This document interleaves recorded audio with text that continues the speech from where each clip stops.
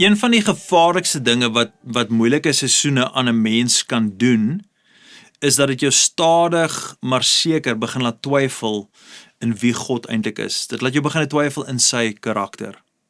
Want wanneer dinge regtig lank moeilik bly, dan begin die vyand vir ons dinge fluister. Hy begin dinge sê soos, as God regtig goed is, hoekom gebeur hierdie dinge?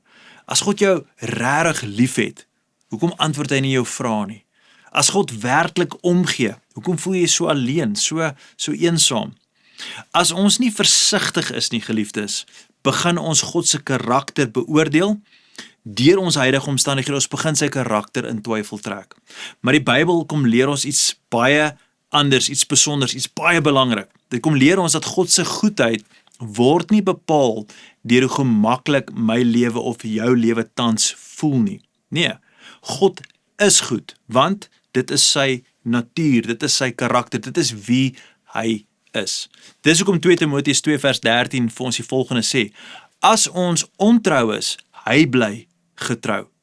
Ek love daardie vers, want dit beteken wanneer ek swak raak, wanneer ek moeg raak, wanneer ek emosioneel raak, wanneer ek dinge begin in twyfel trek, ek wonder, ek is seker nie, ek sit nie daar nie.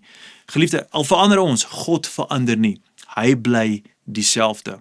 As ek jou vandag net kan herinner aan hierdie kosbare waarheid, God was getrou voordat hierdie moeilike seisoen in jou lewe begin het. Hy is getrou in die middel van daardie moeilike seisoen en hy sal steeds getrou wees wanneer jy aan die ander kant van daai storm of daai seisoen uitkom.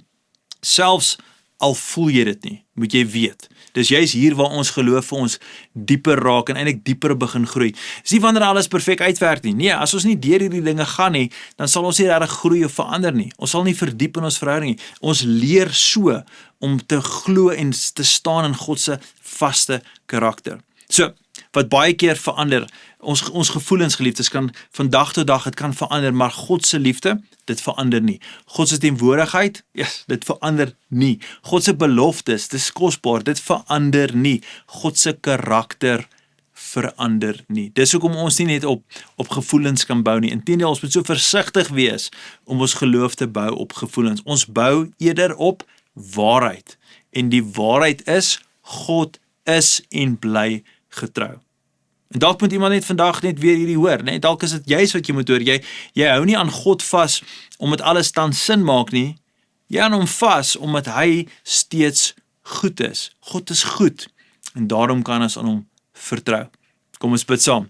Hemelse Vader, so baie dankie vir u enorme genade in ons lewens, ek loof u en ek eer u vir u getrou. Dankie dat u gister, vandag en môre dieselfde God is. U is betroubaar, U is betrouenswaardig, U is konsekwent, U is altyd dieselfde. Al gaan ons deur storms, al gaan ons deur gevoelens, al gaan ons deur emosies, en dis maar net deel van die menslike belewenis, die human experience, Here, is ek vandag so dankbaar, dat U bly standvastig. Mag ek as 'n gelowige altyd aanhoudend bly leer, dat U het ons lief, en U is standvastig, en daarin kan ons vertroue plaas. Vir almal wat vandag hierdie oordenking luister, en sit in 'n moeilike seisoen, in 'n situasie waar hulle voel, hulle wil nie meer nie, hulle kan nie meer nie, angstigheid oorrompel hulle, tekort aan vrede, vrees, dinge wat hulle regtig net van binne af verteer. Here, kom ek en ek bring elke so 'n persoon vandag voor U, en ek kom plaas hulle voor U voete, en ek bid dat deur die genade van U liefde, en ook die rol en die teenwoordigheid van die Heilige Gees, dat U hulle werklik sal omvou, vashou, en dat besef dat U is nog steeds en sal altyd by hulle wees. Net soos U vandag by my is, bid ek dit in die kosbare mooi naam van Jesus Christus. Amen en amen. Geliefdes, ek sien julle môre. Gaan in vrede. Totsiens.